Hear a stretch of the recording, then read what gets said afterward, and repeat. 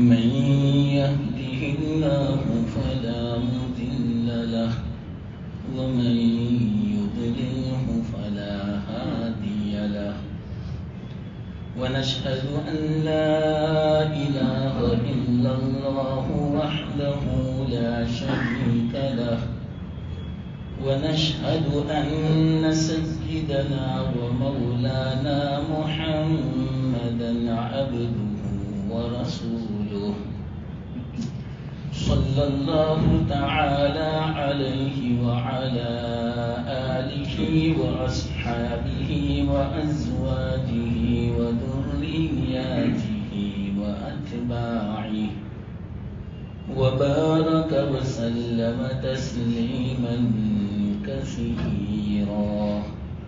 أما بعد فأعوذ بالله من الشيطان الرجيم. بسم الله الرحمن الرحيم. الحمد لله رب العالمين الرحمن الرحيم مالك يوم الدين. صدق الله العظيم. محترم دوستو،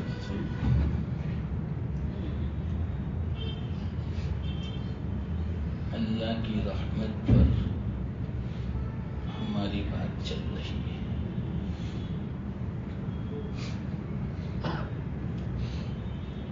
اگر اللہ کی رحمت جو دنیا میں ایک بہت بڑی ہوئی ہے، اس کو اگر بیان نہ کیا جائے تو گویا ہم نے اللہ کی رحمت بیان کرنے کا حق ہی ادا نہیں کیا.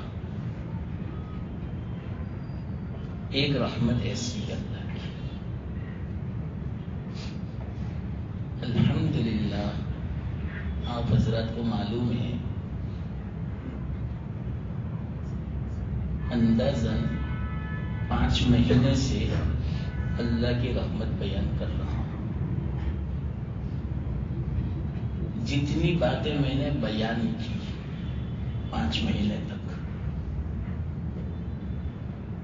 یہ ساری رحمتیں، ساری نعمتیں کس کے طفیل میں، کس کے صدقے میں؟ ہمارے آقا محمد مصطفیٰ صلی اللہ علیہ وسلم کے صدقے. یہ بھی اللہ کی رحمت ہے، بہت بڑی رحمت. اس سے بڑی کوئی رحمت نہیں. اگر آپ اطمینان سے سوچیں، غور کریں کہ دنیا کی ساری نعمتیں اور آخرت کی ساری نعمتیں جو مومن کو ملنے والی ہے، دنیا میں مومن اور غیر مومن ان کو جو ملی اور مل رہی ہے، اور آخرت میں جو نعمتیں مومن کو ملنے والی ہے، یہ سب اللہ کی رحمت ہے. لیکن یہ ساری نعمتیں جو ملے گی ہمارے آقا محمد مصطفیٰ صلی اللہ علیہ وسلم کے طفیل میں ملے گی. تو اس سے اندازہ لگاؤ ہمارے آقا کی جتنی بڑی رحمت ہے.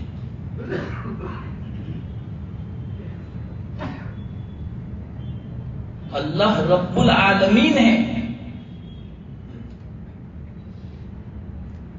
تمام عالم کا رب ہے. تو اللہ کے رسول صلی اللہ علیہ وسلم کیا ہے؟ رحمت للعالمین. سارے عالم کے لیے رحمت. اب عالمین جمع ہے، میں نے سمجھایا تھا اس وقت، تو عالمین میں سب آ گیا، دنیا بھی، اور دنیا میں جتنے عالم ہے وہ سب. اب اس کو میں نہیں دوہراتا، دنیا میں کتنے عالم ہیں بہت تفصیل سے میں نے الحمدللہ آپ کو سمجھایا تھا. 6 مجلسیں ہوئی تھی عالم کو سمجھانے میں. رب العالمین، تو اللہ تعالیٰ جس طرح عالمین کا رب ہے، تو اسی طرح اللہ کے رسول صلی اللہ علیہ وسلم عالمین کے لیے رحمت ہے. کیا مطلب؟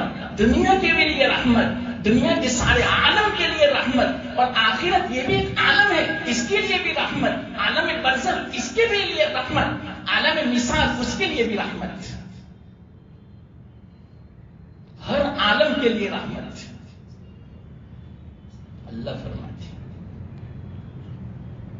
اب آپ ہی بتاؤ، اس رحمت کو اگر بیان نہ کیا جائے تو گویا ہم نے اللہ کی رحمت ہی بیان نہیں کی. ساری رحمتوں کا مدار، چاہے وہ دنیا کی رحمت ہو چاہے وہ آخرت کی رحمت ہو، ساری رحمتوں کا مدار ہمارے آقا صلی اللہ علیہ وسلم. ذرا بات سمجھنا، آسان انداز میں سمجھوں گا انشاءاللہ، لیکن دل میں ذرا بٹھا رہے. کیوں معلوم؟ تاکہ احساس ہو کہ اللہ تعالیٰ نے ہمیں کتنی بڑی نعمت عطا فرمائی، اس سے بڑی کوئی نعمت نہیں. کوئی پوری دنیا کا بادشاہ بن جائے، پوری دنیا کی دولت اس کو مل جائے، لیکن اگر اس کو اللہ کے رسول صلی اللہ علیہ وسلم کی رحمت نہیں ملی تو کچھ بھی نہیں ملا. پوری دنیا ہے کیا؟ یہ تو فنا ہونے والی ہے، اور اللہ کے رسول صلی اللہ علیہ وسلم سے جس کو نسبت ہو جاوے، اللہ کے رسول صلی اللہ علیہ وسلم کو رسول مانے، یہ ہے صحیح معنوں میں نسبت، یہ ہے تعلق صحیح معنوں میں. آپ پر ایمان، آپ کی رسالت کو تسلیم کریں، اتنی بڑی نعمت ہے. اس کی بنا پر تو دنیا والوں کو روزی ملتی. قرآن میں قُلْ هِيَ لِلَّذِينَ آمَنُوا فِي الْحَيَاةِ الدُّنْيَا خَالِصَةً يَوْمَ الْقِيَامَةِ. کہ محمد کہہ دو یہ دنیا مومنین کے لیے، اور یہ دنیا اور یہ جو نعمتیں ہیں دنیا میں اصل مومن کے لیے ہیں. مومن کے طوفان میں غیر مومن بھی اس نعمتوں سے لطف اندوز ہو رہے ہیں، اور آخرت میں خالص مومن کے لیے یہ نعمتیں، یہ رحمتیں آخرت میں مومن کے علاوہ کسی کو نہیں. خالصۃ یوم القیامہ، خالص قیامت کے دن مومن کے لیے.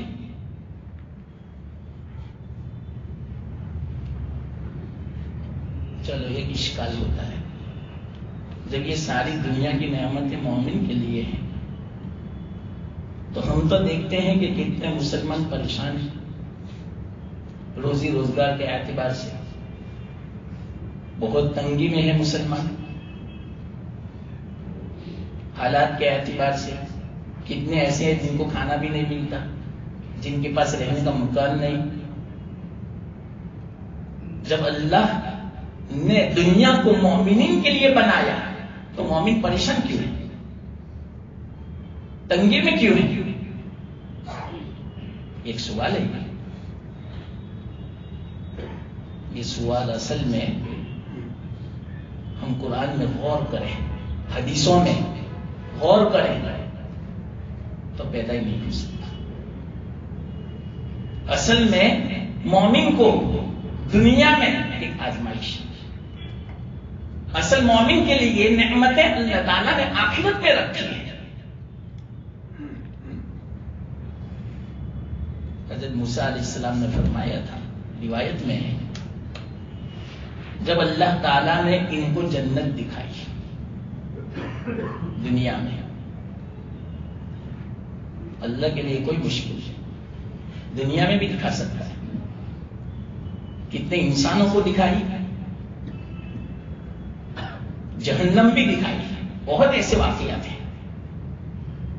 تو اللہ تعالیٰ نے جب حضرت موسیٰ علیہ السلام کو جنت دکھائی تھی، وہاں کی جو نعمتیں تھیں، حضرت موسیٰ علیہ السلام نے فرمایا، یا اللہ، اگر مومن بندہ جب سے پیدا ہو، اس کی عمر قیامت تک ہو، اور ہر وقت وہ تکلیف میں ہو، مصیبتوں میں ہو، بلا میں مبتلا ہو، پریشانیوں میں اور تکلیف میں مبتلا ہو، لیکن آخر میں اس کا اگر یہ انجام ہے تو واقعیت وہ فائدے میں ہے، نقصان نہیں ہے مومن کا. اور جہنم بھی دکھائی تو حضرت موسیٰ علیہ السلام نے فرمایا، یا اللہ، اگر تجھے نہ ماننے والوں کا انجام یہ ہے تو اگر ان کو پوری دنیا، پوری زندگی نعمتوں سے تو مالا مال کرے، لیکن انجام اگر ان کا یہ ہے تو حقیقت میں وہ خسارے میں ہے. اس سے تو ہمیں خوش ہونا چاہیے، انشاءاللہ ہمارا انجام اچھا ہو. لیکن ایک شرط ہے، ایمان پر خاتمہ. اگرچہ ہم مومن ہیں ابھی، لیکن اعتبار خاتمہ کا ہے. العبرۃ بالخواتیم، اعتبار خاتمے کا ہے. اس لیے اللہ سے ہمیشہ دعا کرتے رہنا چاہیے، اللہ ہمارا خاتمہ ایمان پر. پوری زندگی اگر کوئی فاسق فاجر ہے، گنہگار ہے، لیکن خاتمہ بڑا اچھا ہے، تو اللہ تعالی سب گناہوں پر عفو کا قلم پھیر دے گا، معاف فرما دے گا. اس لیے اعتبار خاتمے کا ہے. تو اگر ایمان پر خاتمہ ہے تو انشاءاللہ یہ انجام ہوگا. تو مومن کے لیے دنیا کی نعمتیں ہیں، تو اگر تکلیف ہو، یہ تو آزمائش کے لیے، درجات بلند کرنے کے لیے ہے، کفارہ سیئات کے لیے ہے، گناہوں کا کفارہ ہو جاتا. ہم سے کتنے گناہ ہوتے ہیں، کتنی نافرمانی ہوتی، تو اللہ تعالیٰ اس مصیبت، تکلیف، بیماری، پریشانی کے ذریعے سے ان گناہوں کو معاف فرماتا ہے. اور اسی طرح اللہ تعالیٰ نے ہمیں کتنی نعمتیں عطا فرمائی، ان نعمتوں کے بدلے میں بعض مرتبہ ہم سے شکر ادا نہیں ہوتا تو تکلیف ہوتی ہے، تو تکلیف کے ذریعے سے اللہ تعالیٰ اس کمی کو پور فرما دیتے ہیں. مومن کا ہر کام حکمت والا ہوتا ہے، حکمت سے خالی نہیں ہوتا. تو دنیا کی ساری نعمتیں مومنین کے لیے، مومنین کی طوفیل میں غیر مومن کو ملتی. لیکن آپ ہی بتاؤ، یہ مومن کی طوفیل میں ساری نعمتیں ہیں، مومن کب کہا جائے گا؟ جبکہ وہ مومن اللہ کے رسول صلی اللہ علیہ وسلم پر ایمان لائے. تو اصل تو آپ ہوئے، ایمان کا اعتبار ہی نہیں ہے جب تک کہ آپ پر ایمان نہ لاوے. اور ایمان لانے والے کون ہیں؟ ہمارے آقا محمد مصطفیٰ صلی اللہ علیہ وسلم. آپ پر رسالت کو اللہ تعالیٰ نے مبعوث فرمایا، آپ کو رسول بنایا، آپ کو نبی بنایا. تو آپ کے طوفیل میں مومنین کو ایمان ملا، اور ایمان کے بدلے میں مومنین کے طوفیل میں ساری دنیا، تو مومنین ہے اللہ کے رسول صلی اللہ علیہ وسلم کے طوفیل میں. تو اس سے یوں پتا چلا کہ ساری دنیا کی نعمتیں آپ کے طوفیل میں ہیں. نتیجہ سمجھے آپ؟ مومنین کا ایمان آپ کے طوفیل میں، اور دنیا مومنین کے طوفیل میں، اور مومنین کا ایمان آپ کے طوفیل میں. تو ساری دنیا کی نعمتیں آپ کے طوفیل میں. اب آپ ہی بتاؤ، اس سے بڑی کوئی رحمت ہو سکتی؟ کہ جس کے طوفیل میں پوری دنیا کی نعمتیں ہیں. ایک روایت بھی لولاک لما خلقت الافلاک، حدیث قدسی، یا اگر محمد آپ نہ ہوتے تو یہ کائنات نہ ہوتی، میں پیدا نہ کرتا کائنات کو. اس سے پتا چلا یہ ساری کائنات آپ کے طوفیل میں، تو یہ نعمتیں کتنی ہیں. اللہ تعالیٰ نے کتنی نعمتیں ہمیں عطا فرمائی. یہ ساری کائنات، چاند اور سورج، بارش، آسمان، زمین، ہوا، فضا، سمندر، پہاڑ، کھانا پینا، نباتات، جمادات، اور جتنے بھی جانور ہیں، جتنے کھانے پینے کی چیزیں ہیں، یہ ساری نعمتیں ہیں. یہ ساری نعمتیں آپ کے طوفیل میں ملی. آپ کی اتنی بڑی رحمت ہوئی.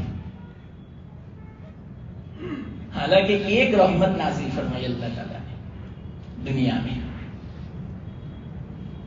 آخرت میں 99 رحمت ہے، لیکن اگر ایک رحمت کے 100 حصے کیے جائیں، ایک رحمت کے، تو یوں سمجھو 99 حصے ہمارے آقا محمد مصطفیٰ صلی اللہ علیہ وسلم والی نعمت ہے، اور ایک جو ایک حصہ ہے، ایک رحمت کا 100واں جو حصہ ہے، یہ پوری کائنات ہے. آپ کہیں گے دوسرے انبیاء کہاں گئے؟ ارے دوسرے انبیاء کا ایمان بھی آپ کے طوفیل میں ہے. ایک مختصر دلیل میں سمجھاؤں. عالم ارواح میں عہد الست جس کو بولتے ہیں، اللہ تعالیٰ نے عہد دیا تھا، ساری روحوں کو جمع فرمایا تھا وہاں پر. آدم علیہ السلام سے لے کر قیامت تک جتنے پیدا ہونے والے انسان تھے اور جتنے جنات تھے، سب کو جمع فرمایا تھا. کتنی تعداد ہوگی آپ ہی بتاؤں؟ اربوں خربوں کی تعداد تھی.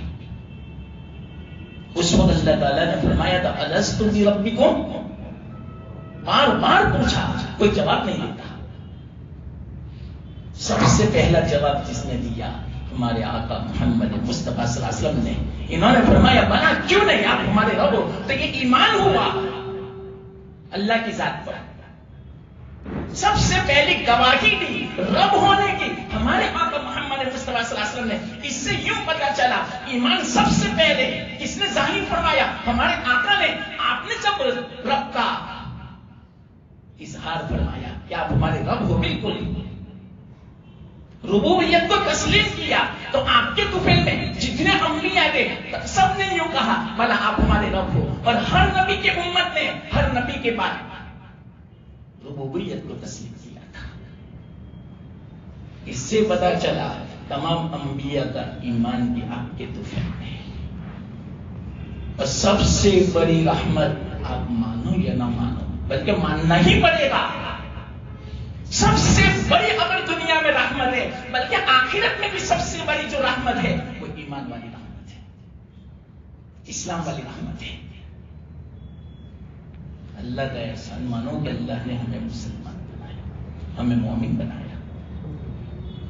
سب سے بڑی رحمت، میں جتنے بھی الفاظ بیان کروں اس رحمت کے بارے میں میرے الفاظ کم پڑیں گے، لیکن یہ رحمت سب سے بڑی ہے. ایمان والی رحمت، اسلام والی رحمت، یہ سب سے بڑی رحمت ہے. سارا مدار دنیا کی نعمتوں کا، آخرت کی نعمتوں کا اسی نعمت پر ہے، اسی رحمت پر ہے، ایمان اور اسلام کے اوپر ہے. اگر یہ نعمت نہ ہو تو دنیا بھی نہیں، آخرت بھی نہیں. ابھی میں نے آپ کو بتایا قرآن کیا ہے کہ دنیا کی ساری نعمتیں ایمان کی بنا پر ہے، اور آخرت میں جو رحمت ملنے والی ہے 100 رحمتیں جمع کر کے اللہ تعالیٰ رحم کا جو وعدہ فرمائے گا وہ بھی مومن کے ساتھ فرمائے گا. اس سے یوں پتا چلا سب سے بڑی جو اگر کوئی رحمت ہے، سب سے بڑی جو نعمت ہے وہ ایمان والی رحمت، اسلام والی نعمت ہے. اور یہ رحمت اور یہ نعمت ہمیں کس کے طوفیل میں ملی؟ محمد صلی اللہ علیہ وسلم، ہمارے رسول صلی اللہ علیہ وسلم کے طوفیل میں. اس سے پتا چلا جب سب سے بڑی رحمت یہ ہے، سب سے بڑی یہ نعمت ہے ایمان اور اسلام، اور ملی ہمیں آقا محمد صلی اللہ علیہ وسلم کے طوفیل میں، تو سب سے بڑی جو رحمت ہوئی وہ ہمارے آقا ہوئی ہے. سمجھے؟ یہ میں نے ثابت کیا قرآن اور حدیث سے کہ اللہ کے رسول صلی اللہ علیہ وسلم سب سے بڑی رحمت کیوں ہے. سب سے بڑی نعمت کیوں ہے؟ قرآن میں بھی ہے وَمَا أَرْسَلْنَاكَ إِلَّا رَحْمَةً لِلْعَالَمِينَ. کتنی بڑی رحمت. ہمارا جو ایمان ہے، انبیاء کا جو ایمان ہے، آپ کے طفیل میں، بلکہ فی الحال جو ہم ابھی مومن ہیں وہ بھی آپ کے طفیل میں ہے. آج اس زمانے میں اس کو سمجھنا بہت آسان ہو گیا ہے. ابھی فی الحال ہمارا کنیکشن، ہمارے ایمان کا، ہمارے دل کا، ہمارے قلب کا جو ربط ہے، جو کنیکشن ہے آقا محمد صلی اللہ علیہ وسلم کے قلب اطہر کے ساتھ ہے. یہ رب اگر ایک لمحے کے لیے جو قطع ہو جاوے تو آدمی ایمان سے ہاتھ دھو بیٹھے. اس سے اندازہ ہوا کہ ابھی بھی فی الحال آپ کی جو رحمت ہے، آپ کی جو نعمت ہے، آپ کا جو احسان ہے، اس سے بڑا احسان کوئی نہیں، اس سے بڑی کوئی نعمت نہیں، اس سے بڑی رحمت کوئی نہیں. کیوں؟ ایمان ہی کے طفیل میں سب کچھ ہے. ایمان ہے تو آخرت کی نعمت ہے، ایمان ہے تو جنت ہے، ایمان ہے تو دنیا ہے. حدیث میں آتا ہے جب کوئی مومن دنیا میں باقی نہیں رہے گا، یہ گویا دنیا کی روح ہے. دیکھو یہ اندر کی بات ہے، باطنی بات ہے، روحانی بات ہے، ظاہری بات نہیں ہے. اس لیے مجھے تھوڑا سمجھانا پڑتا ہے اس کو. ایک ہے جسم اور ایک ہے روح. روح نظر نہیں آتی لیکن روح کو ماننا پڑے گا آپ کو. روح کو مانے بغیر چارے کار ہے ہی نہیں. ابھی میں بولتا ہوں آپ کے سامنے، میں آپ کو دیکھتا ہوں، میرا بدن حرکت کرتا ہے، زندہ ہے میرا بدن. کہ یہ ساری کارستانی کس کی ہے؟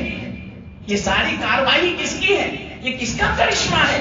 میری روح کا. روح موجود ہے اس لیے.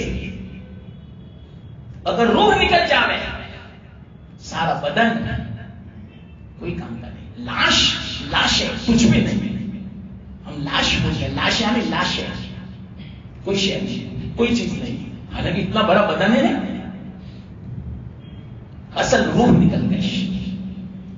اب یہ بدن کسی کام کا نہیں،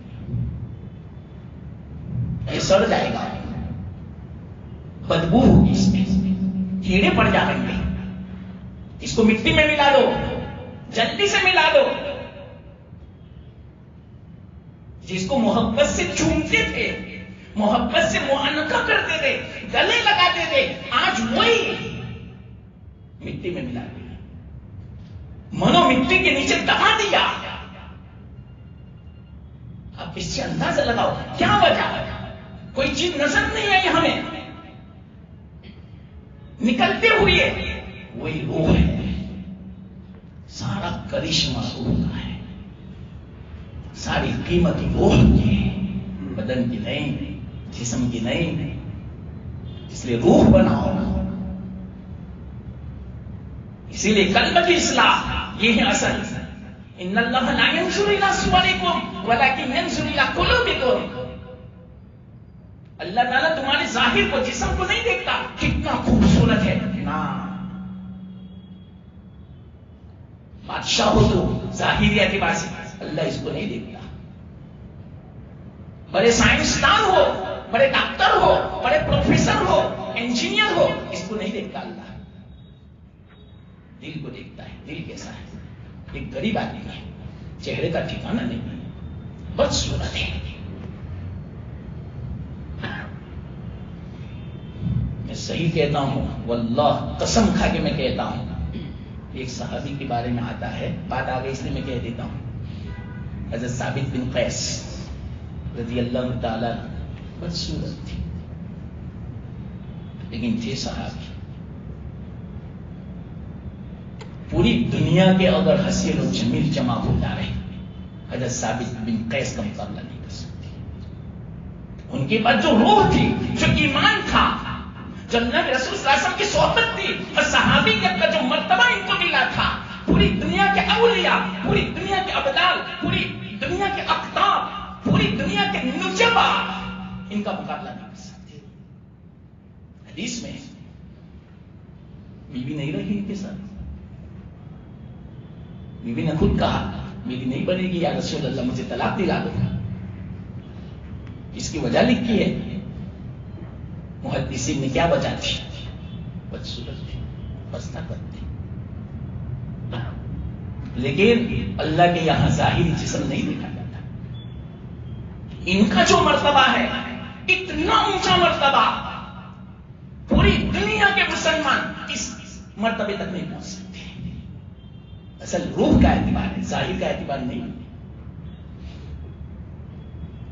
اللہ تعالیٰ روح کو دیکھتے ہیں، نیتوں کو دیکھتے ہیں، ایمان کو دیکھتے ہیں، قلب کو دیکھتے ہیں، ظاہری جسم کو نہیں دیکھتے.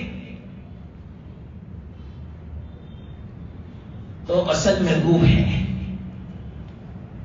تو اسی طرح اللہ تعالیٰ نے ہر چیز کی روح رکھی ہے. یہ عجیب بات. درخت کی بھی روح ہے، پتے کی بھی روح ہے، پانی کی بھی روح ہے. پانی کی روح کیا معلوم؟ بہتا ہوا پانی ہو، وہ اللہ کا ذکر کرتا ہے. یہ اللہ کا ذکر کرنا اس کی روح ہے. جب پانی بہنا بند ہو جاتا ہے وہ بھی سڑ جاتا ہے، بدبو پیدا ہو جاتی ہے. یہ اس کی روح نکل گئی. اسی بنا پر بغیر سننا مسئلہ، تھوڑا سا پانی ہے لیکن بہتا ہوا ہے، ہر وقت بہتا رہتا ہے. اس میں کتنی ہی ناپاکی گر جائے پانی ناپاک نہیں ہوتا. اور اس سے زیادہ پانی ہے، ناپاکی گر گئی سارا پانی ناپاک. کیوں؟ وہ بہتا ہوا پانی ہے، وہ اللہ کا ذکر کرتا ہے. بہتا ہوا پانی پاک ہے، اس کے اندر روح موجود ہے. اسی طرح بدن میں جب روح ہوگی تو اگر ناپاک ہو جانے کا یہ بدن ہمارا، ہم بار بار دھوتے ہیں، وضو کرتے ہیں، غسل کرتے ہیں، طہارت حاصل کرتے ہیں. لیکن اگر روح نکل جائے تو سب تو ہر چیز کی ایک روح ہے.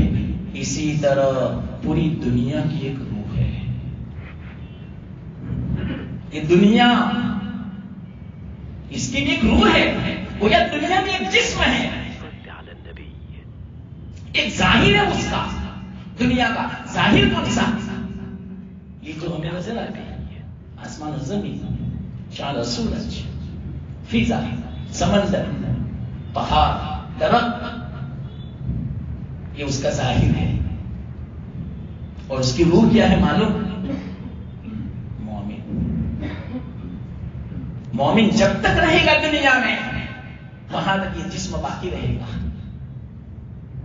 حدیث میں آتا ہے قیامت سے پہلے جب اللہ تعالیٰ دنیا کو فنا کرنا چاہے گا تو دنیا میں کوئی مومن باقی نہیں رہے گا، اللہ اللہ کہنے والا باقی نہیں رہے گا. اس کا مطلب یہ ہوا جب روح ختم ہو جائے گی تو اس دنیا کی کوئی ضرورت نہیں ہے. اب دنیا کو فنا کر دے گا. جیسے جسم میں سے اگر روح نکل جائے تو ابھی جسم کی کوئی ضرورت نہیں ہے. اس جسم کو سپر سے خاک کر دیا جاتا ہے. اب یہ سڑ جائے گا، بدبو پیدا ہوگی. تو اسی طرح یہ دنیا میں سے جب مومن ختم ہو جائے گا، اللہ اللہ کہنے والا ختم ہو جائے گا، تو دنیا کی روح نکل گئی. جب دنیا کی روح نکل گئی اب دنیا کی کوئی ضرورت نہیں ہے. اس بنا پر اللہ تعالیٰ اس دنیا پر قیامت کو قائم فرمائے گا، فنا کر دے گا. ہر چیز میں اللہ نے روح رکھی ہے. آنکھوں کی روح الگ ہے. اس کی روح کیا ہے؟ یہ بینائی، یہ نظر آنا، یہ آنکھوں کی روح ہے. آنکھیں تو موجود ہے لیکن نظر نہیں آتا تو گویا اب روح نکل گئی. انگلی کی روح کیا ہے؟ ہمیں محسوس ہوتا ہے ٹھنڈا گرم. اگر کانٹا چپ جائے ہمیں محسوس ہوتا ہے، درد محسوس ہوتا ہے. یہ اس کی روح ہے. اور جب اس وقت انگلی جب شل ہو جاتی ہے اس پر آپ چھونا بھی پھیلا دے رہے کوئی اثر نہیں ہوتا. کیوں؟ انگلی کی روح نکل گئی. ہر عضو کی روح الگ ہوتی ہے. یہ بھی عجیب بات ہے. تو پوری دنیا کی روح مومن ہے. یہ دلیل میں دوسری میں سمجھاتا ہوں. کون سی دلیل؟ یہ دنیا مومن کی بنا پر ہے. یہ کیسے؟ آپ نے کہا حدیث سے. قرآن کی آیت بھی میں نے بیان کی، اب حدیث بھی ہے. کہ کوئی اللہ والا باقی نہیں رہے گا، یعنی مومن دوسرے الفاظ میں اللہ کون کہتا ہے؟ مومن کہتا ہے، ایمان والا کہتا ہے. تو کوئی ایمان والا دنیا میں باقی نہیں رہے گا تو اس دنیا کو اللہ فنا فرما دے گا. اس سے یوں پتا چلا پوری دنیا کی وہ مومن ہے. اس سے یوں پتا چلا مومن کے بنا پر دنیا کا وجود ہے، ساری نعمتوں کا وجود مومن کے بنا پر ہے. اور مومن کیسے ہیں؟ ہمارے آقا محمد مصطفیٰ صلی اللہ علیہ وسلم کے صدقے میں مومن ہے. تو آخر میں نتیجہ یہ نکلا کہ پوری دنیا کا وجود آپ کے نتیجے میں ہے، آپ کے طوفان میں ہے، اور اسی طرح آخرت آپ کے طوفان میں ہے. کیوں؟ اس لیے کہ آخرت میں اللہ تعالیٰ نے جنت بنائی ہے. جنت کیوں بنائی ہے؟ کہ دنیا میں جو کوئی نیک عمل کرے گا اللہ اس کو اچھا بدلہ جنت کی شکل میں دے گا، اور جو برا عمل کرے گا اس کو جہنم کی شکل میں اللہ تعالیٰ سزا دے گا. تو دنیا کے اوپر پورا مدار ہے آخرت کی نعمتوں کا. تو آخرت کی بھی جو نعمتیں ہیں مومن کو ملنے والی ہے. تو اس سے یوں پتا چلا جب مومن کو جنت ملے گی تو مومن کا ایمان اللہ کے رسول صلی اللہ علیہ وسلم کی بنا پر. تو اس سے یوں پتا چلا کہ جنت بھی اللہ کے رسول صلی اللہ علیہ وسلم کے طوفان میں ہے. منطق سمجھے پوچھا؟ یہ منطق سے میں نے سمجھایا. آخر میں نتیجہ تو یہ نکلا اللہ کے رسول صلی اللہ علیہ وسلم. بس اس سے آپ اندازہ لگاؤ. اب اصل بات پہ آ جاؤ. اللہ کے رسول صلی اللہ علیہ وسلم کی ذات اقدس ہمارے لیے کتنی بڑی رحمت ہے، کتنا بڑا احسان ہے، کتنی بڑی نعمت ہے. یہ میں نے ثابت کیا دلیل سے. اب اللہ خود فرماتے ہیں، اس بات کو اللہ خود فرماتے ہیں، یہ بہت بڑی نعمت ہے، بہت بڑی رحمت ہے، بہت بڑا احسان ہے. اس سے بڑا احسان کوئی نہیں. کیسے؟ اللہ تعالیٰ نے جب دنیا کی نعمتوں کا ذکر فرمایا تو کوئی احسان نہیں جتلایا. دنیا کیا ہے؟ ایک بات سن قرآن میں، کاش کہ مسلمان اس بات کو سمجھیں، لیکن نہیں سمجھیں گے. میں گارنٹی کے ساتھ کہتا ہوں، آپ کی بات نہیں کرتا، مطلب مسلمان پوری دنیا کے. کیا بات؟ قرآن میں اللہ تعالیٰ تو پہلے سے واقف ہے، عالم الغیب ہے، سب حالات سے واقف ہے انسانوں کے. اس بنا پر انسانوں کے حالات سے واقف تھی، اسی بنا پر پہلے سے فرما دیا اللہ تعالیٰ نے. کیا فرمایا؟ وَلَوْلَا أَن يَكُونَ النَّاسُ أُمَّةً وَاحِدَةً لَجَعَلْنَا لِمَن يَكْفُرُ بِالرَّحْمَنِ لِبُيُوتِهِمْ سُقُفًا مِّن فِضَّةٍ وَمَعَارِجَ عَلَيْهَا يَظْهَرُونَ إلى آخر. اگر یہ مسلمان ایک امت نہ ہو جاتی، یعنی کون سی امت؟ ایمان کو چھوڑ نہ بیٹھتی اور کفر میں مبتلا نہ ہو جاتی، یعنی پوری دنیا ایک امت یعنی کافر نہ ہو جاتی، تو ہم کیا کرتے؟ اللہ فرماتے ہیں کیوں؟ دنیا کا یوں سمجھو کوئی اتنی بڑی نعمت ہے نہیں اللہ کی بستی. دنیا کیا ہے؟ اصل یہ نہیں ہے، مگر سننا، اصل جو میں بات سمجھانا چاہتا ہوں، سب سے بڑی جو نعمت ہے، سب سے بڑی جو رحمت ہے، سب سے بڑا جو احسان ہے وہ اللہ کے رسول صلی اللہ علیہ وسلم. اور وہ کیوں معلوم؟ کس بنا پر؟ کہ آپ کے طوفان میں ایمان ملا، اسلام ملا. اس بنا پر سب سے بڑی رحمت ہے، سب سے بڑی نعمت ہے، سب سے بڑا احسان ہے. دنیا کا کچھ بھی نہیں ہے. اللہ یوں فرماتے ہیں یہ دنیا کی قیمت میرے نزدیک کچھ بھی نہیں ہے. اگر مجھے اس بات کا خطرہ نہ ہوتا کہ میرے ماننے والے جو مسلمان کہلائے جاتے ہیں اگر وہ بھی ایک امت نہ ہو جاتی، کیا مطلب اس کا؟ ایک امت یعنی کافر نہ ہو جاتے، تو میں کیا کرتا معلوم؟ کافروں کو اتنا مال دیتا، اتنی دولت دیتا کہ ان کے مکان سونے اور چاندی کے ہوتے ہیں. قرآن میں سیڑھیاں چاندی کی ہوتی، چھت سونے کے ہوتے ہیں، ان کے بستر سونے کے ہوتے ہیں. بعض لوگوں کے ہیں دنیا میں ان کا جو ٹوائلٹ ہے وہ سونے کا، ان کا بستر سونے کا، ان کی کرسیاں سونے کی، ان کا کچن سونے کا، ان کے برتن سونے اور چاندی کے. بعضوں کو دیا اللہ تعالیٰ نے. اللہ فرماتے ہیں اگر مجھے اس بات کا خوف نہ ہوتا کہ مسلمان میرے ماننے والے ان کو دیکھ کر وہ بھی کافر ہو جاتے ہیں، کہ اللہ تعالیٰ تو کافر کو بہت دیتا ہے، نہ ماننے والے کو بہت مالا مال کرتا ہے، بہت نوازتا ہے، تو میں ان کے مکانوں کو سونے اور چاندی کے بنا دیتا، لیکن میں نے نہیں کیا، آپ کے خاطر، ہمارے خاطر۔ اب اس سے کیا سمجھ میں آیا؟ خبر سننا، اندر کی میں بات کرتا ہوں، یہ غیر مسلم جتنے بھی مالدار ہیں ان کو جو نعمتیں ملی ہیں، اور کتنے غریب ہیں، کتنے بے بس ہیں، کتنے تندرست ہیں، کتنے مسکین ہیں، کتنے ایسے جن کے پاس مکان نہیں ہے، کتنے ایسے جن کے پاس گاڑیاں نہیں ہیں، کتنے ایسے جن کے پاس پہننے کے چپل نہیں ہے، یہ سب کیوں معلوم؟ ہماری بنا پر اللہ نے ایسا بنایا۔ تو احسان ہمارے اوپر ہوا یا ان پر؟ آپ اندازہ لگاؤ، ہماری بنا پر وہ تکلیف میں ہے۔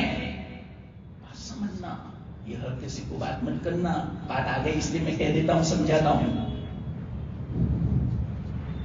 غیر مسلم جو تکلیف میں ہے ہمارے خاطر، قرآن سے نکلا، اور میں نہیں کہتا، تفسیر اٹھا کے دیکھ لو،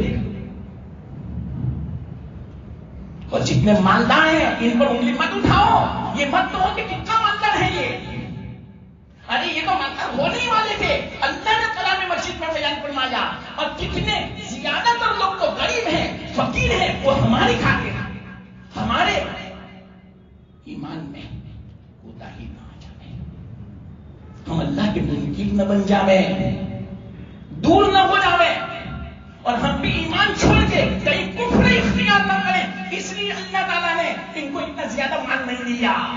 تو چلو بتاؤ، وہ قابل رحم ہے کہ نہیں؟ وہ قابل رحم ہے؟ ہمارے خاطر اللہ نے ان کو ایسا بنایا، ورنہ ہر جو اللہ کا منکر تھا ہر ایک کا بس سونے اور چاندی کا ہوتا،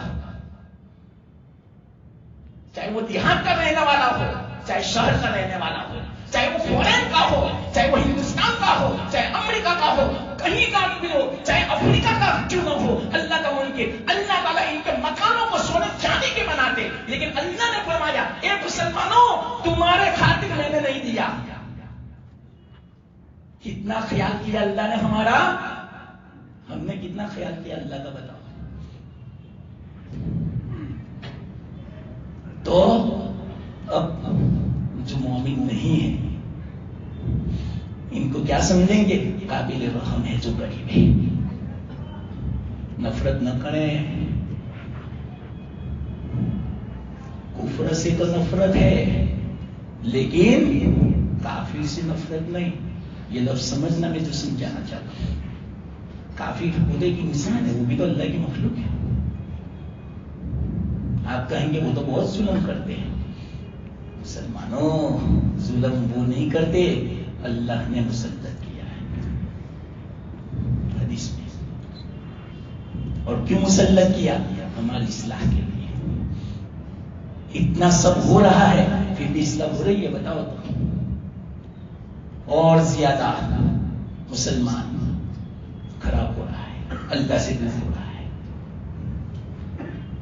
ناشکری اور ناقدری کے اندر مبتلا ہے۔ تو اس آیت سے یوں پتا چلا قابل رحم ہے کہ نہیں ہمارے خاطر، کہ اس مسلمان کا کتنا خیال فرماتے اللہ تعالیٰ، اس سے آپ اندازہ لگاؤ۔ تو میں کیا سمجھا رہا تھا کہ دنیا تو کچھ بھی نہیں ہے، اس کی تو کوئی قیمت نہیں ہے اللہ کے نزدیک۔ پوری دنیا اگر سونے چاندی سے بھر جائے پھر بھی ایمان کا مقابلہ نہیں کر سکتا۔ یہ جو میں آپ کو باتیں سمجھاتا ہوں نے، ذرا اپنے بچوں کو بھی سمجھانا، اپنی بچیوں کو بھی سمجھانا، اپنی عورتوں کو سمجھانا، ایمان کی قدر بٹھاؤ، کہ کہیں ایک معمولی دنیا کی دولت کے خاطر اپنا ایمان نہ بیچنے میں۔ آج کل حالات تو آپ کو پتا ہے نا، ہماری بچیوں کا کیا ہے، ہمارے نوجوانوں کا کیا ہے، ایمان کی کوئی قیمت نہیں۔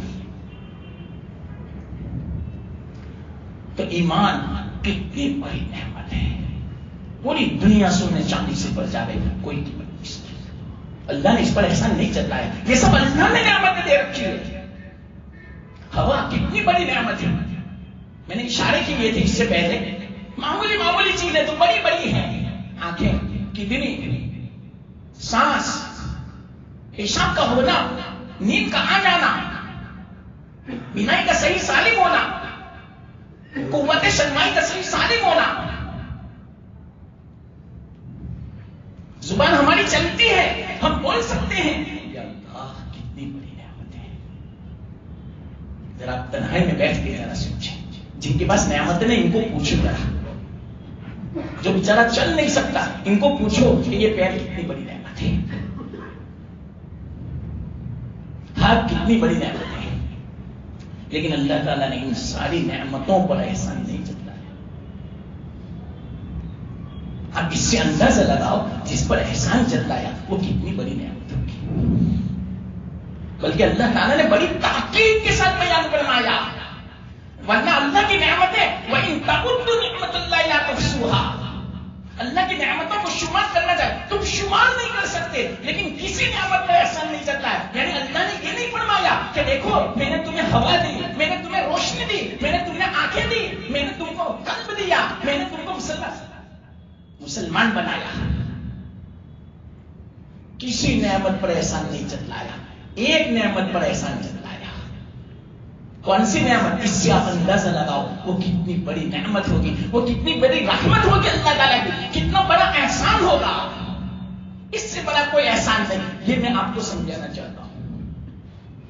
یہ سب سے بڑی رحمت ہے. وہ کون سی؟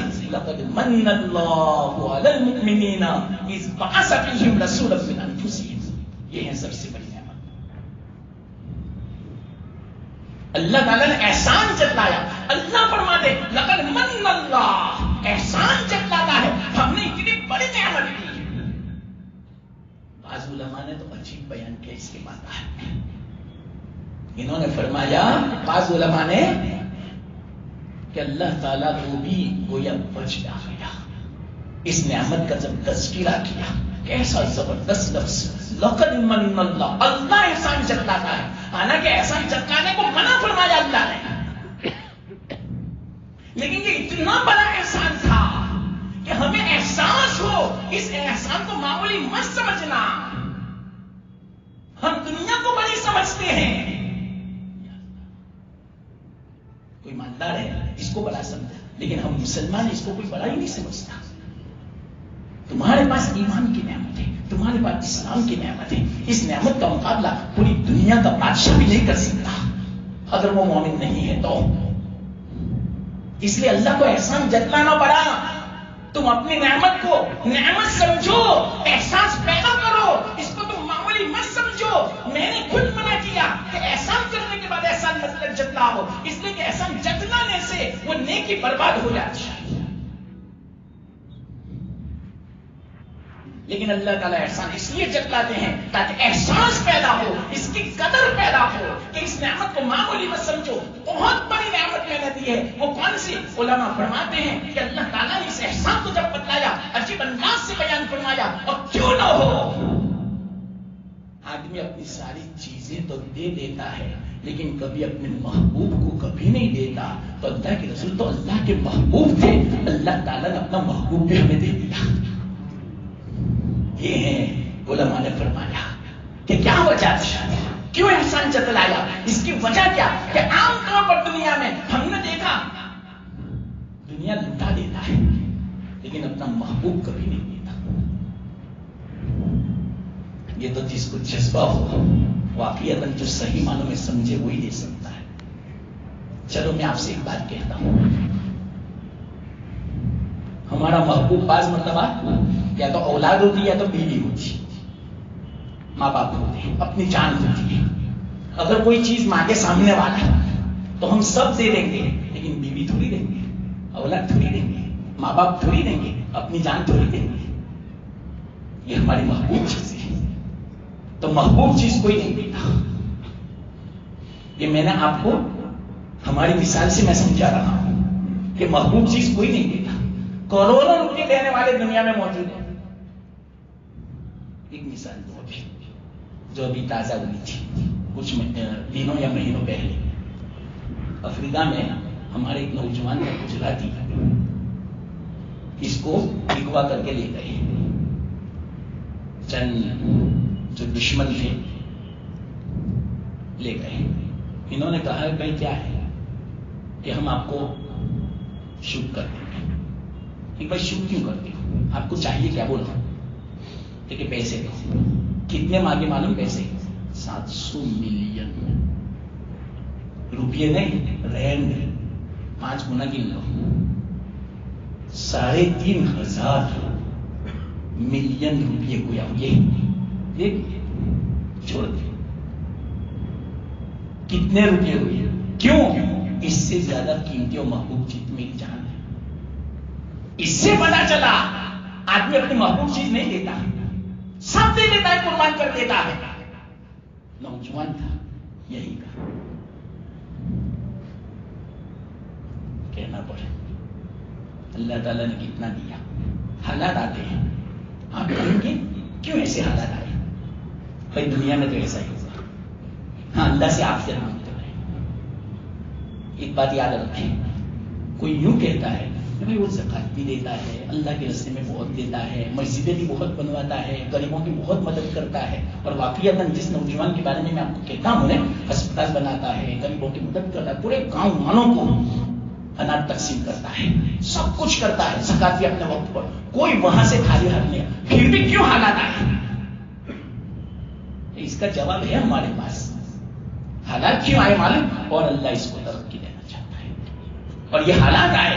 قرآن میں ہی یہ بات تو وَلَنَبْلُوَنَّكُمْ بِشَيْءٍ مِّنَ الْخَوْفِ وَالْجُوعِ وَنَقْصٍ مِّنَ الْأَمْوَالِ.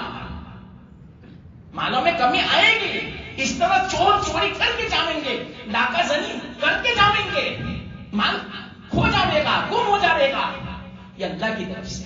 کیوں؟ ان کے درجات بلند کرنا ہے. اور اللہ تعالیٰ اگر صبر کریں گے اور زیادہ عطا فرمائیں گے. جو ہمیں اس کی حکمت ہے نہیں سمجھ میں آتی. دوسری بھی حکمتیں ہیں, دوسری بھی حکمتیں ہیں. ایک بات کہہ دوں بس, ایک حدیث. بعض مرتبہ زکات آپ کی ذمہ واجب ہے 5,001 روپیہ. کتنا؟ 5,001 روپیہ. اور آپ نے نکالی 5,000 روپیہ, 1 روپیہ نہیں نکالی, تو 1 روپیہ آپ کے کروڑوں روپیوں کو برباد کر کے رہے گا حدیث میں. اس لیے احتیاط 1 روپیہ نہیں 100 روپیہ زیادہ نکالیں. آپ کا جو حساب بنتا ہوں نا 5,001 نہیں 5100 نکالو. حدیث میں ہی یہ بات تو اللہ کے رسول صلی اللہ علیہ وسلم نے ارشاد فرمایا, جو مال چوری ہوتا ہے, جو مال برباد ہوتا ہے, جو مال سمندر میں چلا جاتا ہے, جو مال جو کچھ بھی ہوتا ہے اس بنا پر ہوتا ہے کہ زکات کی کمی ہوتی ہے اس میں. ایک یہ بھی وجہ ہے, اور دوسری بھی حکمتیں ہیں بہت ساری. اب ساری حکمتیں میں کیا بیان کروں؟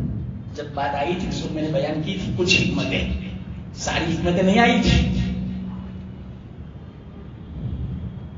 تو بعض مرتبہ ایسا ہوتا ہے, اس لیے کبھی کمی مت رکھو. کیوں معلوم اس کی وجہ؟ اس کی وجہ بھی میں آپ کو بیان کروں. جب بات آئی تھی 1 روپیہ جو آپ نے نہیں دیا وہ غریب کا تھا, آپ کا نہیں تھا. آپ کہیں گے میرا ہے نہیں. جب سال ختم ہو جائے اللہ کا حکم تھا وہ 5,001 روپیہ غریب کا ہے, اب تیرا نہیں ہے. اب تو جو رکھے گا تم نے غریب کا حق دبایا. اب آپ ہی بتاؤ, جو غریب کا حق دبائے گا کیا اس میں برکت ہوگی؟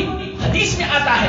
دوسرا, اگر آپ کے پاس کروڑوں روپے ہوں گے, وہ 1 روپیہ اس کے اندر جو مل گیا تو 1 روپیہ کروڑوں کو ہلاک کرنے کے لیے کافی ہے.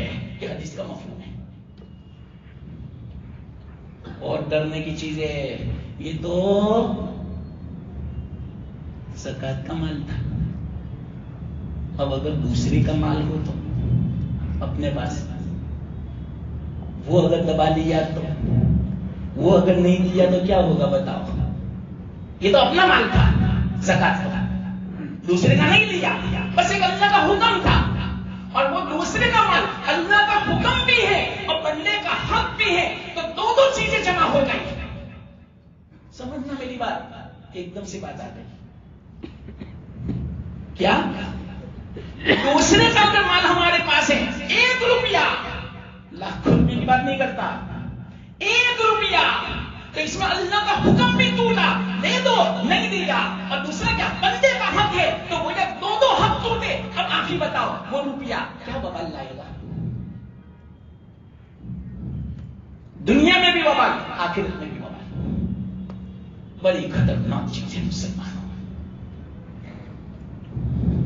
اچھا یہ سب کی ذمہ داری تھی تو اللہ کے رسول صلی اللہ علیہ وسلم کے بارے میں علماء کیا عجیب بیان فرماتے ہیں، یہ نعمت تو ایسی ہے، یہ تو اللہ کا محبوب ہے۔ ہر چیز دنیا میں آدمی دینے کے لیے تیار ہے، لیکن اپنی محبوب چیز نہیں دیتا۔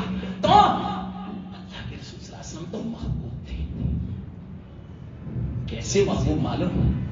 دوسرے لوگ تو اللہ تعالیٰ سے محبت کرتے ہیں اور ہمارے آقا اللہ ان سے محبت کرتا ہے۔ کیا عجیب! حضرت ابراہیم علیہ السلام نے کتنی قربانیاں دی، کتنی قربانیاں، جان کی بھی قربانی، اولاد کی بھی قربانی، بیوی کی بھی قربانی، مال کی بھی قربانی، وطن کی بھی قربانی، ماں باپ کی بھی قربانی، جو بڑی بڑی چیزیں تھیں سب قربان کیا۔ اور قربان کیوں کیا معلوم؟ اس کی وجہ ایک روایت کا میں خدا سے میں آپ کو بیان کرتا ہوں تاکہ میں اللہ کا دوست بن جاؤں، اللہ کا خلیل بن جاؤں، اللہ کا محبوب بن جاؤں۔ تو یہ سب قربان کرنے کے بعد اللہ نے اپنا خلیل بنایا، اپنا دوست بنایا، اپنا محبوب بنایا، اور ہمارے آقا محمد مصطفیٰ صلی اللہ علیہ وسلم سے کچھ بھی نہیں لیا، پر اللہ نے اپنی طرف سے ان کو محبوب بنا دیا۔ کیا ابراہیم آپ کے ابا دانا یوں سمجھو، ان سے کتنی قربانیاں مانگی، تب جا کے خلیل بنایا، حبیب بنایا۔ اور آپ کو اللہ تعالیٰ نے خود اعلان کیا، انہوں نے کوشش کی اللہ کا حبیب بننے کے لیے، اور اللہ نے یہاں خود اعلان کیا، بلکہ یہاں تک فرمایا اے لوگوں، اے مسلمانوں، تمہیں بھی میرا محبوب بننا ہے۔ قل ان کنتم تحبون اللہ فاتبعونی، میرے رسول کی اتباع کر لو، تم بھی میرے محبوب بن جاؤ گے۔ اب آپ ہی بتاؤ کہ جن کی سنت پر عمل کرنے سے آدمی محبوب بن جاتا ہے، سنت پر عمل کرنے سے، تو وہ ذات اللہ کی کتنی محبوب ہوگی۔ نہیں سمجھے میری بات؟ سنت پر کوئی عمل کرتا ہے وہ محبوب بن گیا۔ اللہ کے رسول صلی اللہ علیہ وسلم کے طریقے کو جو اپناتا ہے عام امتی، وہ اللہ کا محبوب۔ طریقہ اپنانے سے تو جس کا طریقہ ہے یعنی ہمارے آقا محمد مصطفیٰ صلی اللہ علیہ وسلم کا، وہ کتنے محبوب ہوں گے اللہ کے۔ اس طرح آپ سمجھو تو وہ محبوب ہمیں دیا تو احسان جتلایا۔ چلو بتاؤ یہ اللہ کی کتنی بڑی رحمت ہوئی کہ اپنا محبوب ہمیں دیا۔ اگر نہ دیتے کون سوال کرنے والا تھا؟ تو یہ ہے سب سے بڑی رحمت۔ آج تک میں نے بیان تو کیا، یہ سب بیان کرنے کے بعد آخر میں اسی لیے بیان کیا اس رحمت کو، تاکہ پتہ چلے کہ یہ رحمت کتنی بڑی ہے، یہ دل میں نقش ہو جائے۔ اخیری جو بات ہوتی ہے وہ دل میں نقش ہو جاتی ہے۔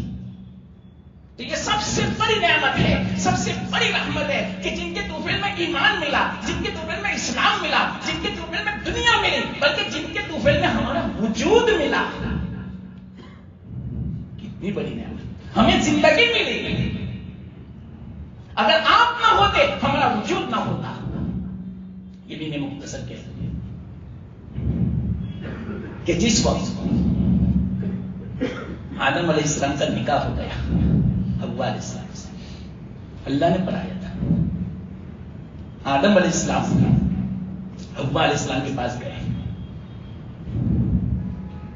حوا علیہ السلام نے منع فرما دیا، پہلے مہر دو پھر بعد میں مجھ سے فائدہ اٹھانا، اس کا حق بنتا ہے۔ اب آدم علیہ السلام پریشان کہ میں کیا مہر دوں، جنت میں تھے تو آنا، کس چیز کی کمی تھی؟ جنت میں تو کیسے ہیرے جواہرات، کیسی نعمتیں، کیا دے گا؟ اللہ سے کہ اللہ یہ مہر مانگتے میں کیا دوں؟ تو اللہ نے خود فرمایا آپ ہی کی اولاد میں ایک آپ کا بیٹا ہونے والا ہے جو امام الانبیاء ہوگا، جو میرا محبوب ہوگا، آپ ہی کی اولاد میں تمام اولاد آدم کا سردار ہوگا، सय्यद वुल्द आदम, तमाम अंबिया का इमाम होगा, खातिमुन नबीयीन होगा। ये मानना भी जरूरी है। खातिमुल अंबिया, खत्म नबूवत, ये जो सारी मेहनतें हो रही है ना, ये जो मैं बयान कर रहा हूं, और ये जो चिल्लों जो लगाते हैं लोग, 3 दिन जो लगाते हैं, ये खत्म नबूवत की मेहनत है। अब कोई नबी आने वाला नहीं है। नबी की जो मेहनत थी, नबी का जो मिशन था, वही मैं अदा कर रहा हूं। अल्लाह के रास्ते में जो 3 दिन निकलते हैं, जो चिल्ला निकलते हैं, ये खत्म नबूवत की मेहनत है। ये हमारे जिम्मे है, इस उम्मत के जिम्मे है। अगले अंबिया जितने भी आए, उनके जिम्मे ऐसा नहीं था। क्यों? वो खातिमुल अंबिया नहीं थे। इन्होंने तो बशारत सुनाई थी कि आखिर में नबी आने वाला है, इनकी तुम इत्तिबा करना, इनकी पैरवी करना। बल्कि अल्लाह के रसूल सल्लल्लाहु अलैहि वसल्लम खुद फरमाते हैं कि मेरी मौजूदगी में अगर मूसा अलैहिस्सलाम भी आ जावे तो मेरी इत्तिबा करनी पड़ेगी। अगर मूसा आ जावे, ये सहाबा, अगर तुमने मूसा की इत्तिबा की, तुम गुमराह हो जाओगे। मूसा जैसे उलुल अज़्म नबी, इनके बारे में अल्लाह के रसूल सल्लल्लाहु अलैहि वसल्लम फरमाते हैं, इनको भी कोई चारे कार नहीं है मेरी इत्तिबा के बगैर। अगर तुमने उनकी इत्तिबा की तो तुम गुमराह हो जाओगे। तो खत्म नबूवत की मेहनत है, याद रखना। ये जो कुछ मैं मजलिस से करता हूं, अल्हम्दुलिल्लाह, ये खत्म नबूवत की मेहनत है। अब कोई नबी नहीं आएगा, वही नबी जो दावत लेकर आए थे, वही मैं तुम्हें समझा रहा हूं। जो कुरान लेकर आए थे, वही समझा रहा हूं। जो दीन लेकर आए थे, वही मैं आपको समझा रहा हूं। ईमान और इस्लाम जो लेकर आए थे, वही मैं आपको समझा रहा हूं। ये खत्म नबूवत की मेहनत है। तो अल्लाह ताला ने वाकईतन ये बहुत बड़ी हमें नेमत अता फरमाई। ये बहुत बड़ी रहमत है। अपना महबूब दिया हमें, इससे बड़ी क्या नेमत हो सकती है? हाँ, तो अब क्या हुआ? आदम अलैहिस्सलाम को अल्लाह ने फरमाया, एक आखिर में नबी आने वाले हैं। अगरचे नबी तो कब से बन गए, कब से बने मालूम? ये आदम अभी आपका पुतला मिट्टी और पानी में मिला हुआ था, तब इससे पहले मैंने तो इनको नबी बना दिया। अजीब, कैसी रहमत, कैसी नेमत, कैसा एहसान। मेरे पास अल्फाज नहीं है। जब बात शुरू होती है और जब बातें मैं आपको कहना चाहता हूं खोल के, अपना वक्त पूरा हो जाता है। तो मैं तो नबी कब से था। अभी आदम मिट्टी और पानी में मिले हुए थे, तब से अल्लाह ने मुझे तो नबी बना दिया था। जब रूह आई थी आदम अलैहिस्सलाम की जिस्म के अंदर, पुतले के अंदर, तो अर्श पे सबसे पहले जब नजर पड़ी तो कलमा लिखा हुआ था, ला इलाहा इल्लल्लाह मुहम्मदुर रसूलुल्लाह। वो हैरत में पड़ गए कि ये कौन मोहम्मद है। ये थी। तो अल्लाह ताला ने फरमाया आदम अलैहिस्सलाम से, हवा हलाल होगी। वो जो नबी आने वाले हैं, इन पर दरूद पढ़ो सल्लल्लाहु अलैहि वसल्लम। दरूद पढ़ा तो हलाल हुई। जब हलाल हुई तो आपस में मुलाकात हुई। जब मुलाकात हुई तो औलाद का वजूद हुआ। तो वजूद जो पूरी दुनिया का है, अब चाहे मुमिन ना हो, चाहे मुसलमान हो, कोई भी हो, ये सब औलाद आदम है। आदम अलैहिस्सलाम की औलाद है। वो तो इंसान है। अगरचे वो मोमिन नहीं है, लेकिन इंसान तो है। इसलिए हकीर मत समझो। अभी मैंने कहा था कि कुफ्र से नफरत करो, काफिर से नफरत मत करो। वो भी तो एक इंसान है। आदम अलैहिस्सलाम के औलाद के एतबार से हमारा भाई है। आदम अलैहिस्सलाम के एतबार से हमारा भाई है। नफरत न करें, उनके लिए हिदायत की दुआ करें, इनके लिए समझ के दुआ करें। हमारे आप मोहम्मद सल्लल्लाहु अलैहि वसल्लम की सुन्नत है। अल्लाह के रसूल सल्लल्लाहु अलैहि वसल्लम को सताया था, लबुल लुहान कर दिया था 1 महीने तक। ताइफ का जो सफर हुआ था 1 महीने तक हुआ था। पता आपको? 1 महीने तक सताया। ज्योतियां मुबारक खून में चिपक गई थी। पूरे सर से लेकर पूरा बदन जख्मी था। पहाड़ों के फरिश्ते आते हैं। अल्लाह के रसूल सल्लल्लाहु अलैहि वसल्लम की हिकमत में अयूं फरमाया, अल्लाह ने आपको हुक्म दिया, आप जो हुक्म फरमाओगे हम आपके हुक्म के ताबे हैं। तो क्या करना चाहते थे? आप हुक्म दे दो, इन 2 पहाड़ों को मिला दो, तो सारी बस्ती बिल्कुल कचूमर हो जाएगी। پیش جانے کے دو پہاڑوں کے بیچ میں اللہ کے رسول نے فرمایا نہیں وہ مجھے نہیں پہچانتے، اللہ ان کو ہدایت دے، وہ مجھے نہیں پہچانتے۔ تو اسی طرح آج کل کے جو مومن نہیں ہیں وہ اسلام کو نہیں پہچانتے، ہمارے آقا کو نہیں پہچانتے، وہ ہمیں دیکھ کر ہمارے آقا کو برا بھلا کہتے ہیں۔ آج ہماری آقا کی سنتیں ہماری زندگی میں ہوتی، ہمارے اندر اللہ کے رسول صلی اللہ علیہ وسلم کے اخلاق ہوتے، میں صحیح کہتا ہوں یہ کافر نفرت نہ کرتے ہمارے ساتھ، ہمارا قصور ہے۔ اللہ ہمیں صحیح سمجھ لے۔ تو اولاد آدم ان کا وجود جو ہوا آپ کے طفیل میں، اس سے آپ اندازہ لگاؤ آپ کتنی بڑی رحمت ہے، آپ کتنی بڑی نعمت ہے، کتنا بڑا احسان ہے۔ وجود کے اعتبار سے، زندگی کے اعتبار سے، دنیا کے اعتبار سے، ایمان اور اسلام کے اعتبار سے، ہر اعتبار سے دیکھا جائے اللہ واقعیت اس سے بڑی کوئی نعمت نہیں۔ خیر ابھی تو میں آپ کو سمجھا رہا ہوں یہ کیوں اتنی بڑی نعمت ہے، کیوں اتنی بڑی رحمت ہے، وہ میں نے کسی بھی طرح معلوم نہیں سمجھا بھی سکتا ہوں یا نہیں۔ اللہ نے جو توفیق دی واقعیت حق ادا نہیں ہوا، واللہ میں کہتا ہوں، میں تصنع سے نہیں کہتا، بتکلف نہیں کہتا، بناوٹی میں نہیں کہتا، صحیح میں کہتا ہوں ابھی میں اس نعمت کو، اس بڑی رحمت کو جس اللہ سے سمجھانا چاہیے میں نہیں سمجھا سکا، یہ میری کمی ہے۔ لیکن جو اللہ نے توفیق دی کس طرح سمجھانے کی، اللہ کا میں احسان مانتا ہوں۔